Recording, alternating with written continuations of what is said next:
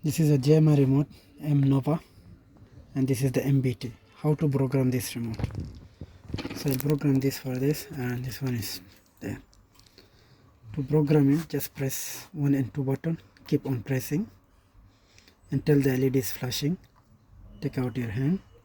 Now press the any button you like to program it, any one of them. Just press this and take the new original remote, press the button.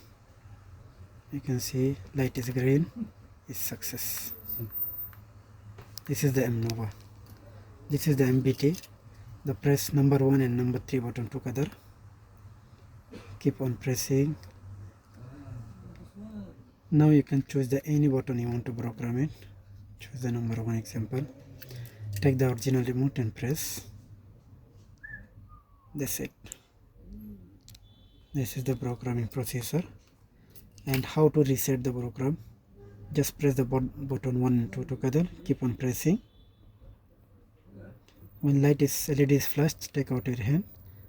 Now press the 1 and 4 together for the 4 seconds. This is the reset. See, now it is the reset.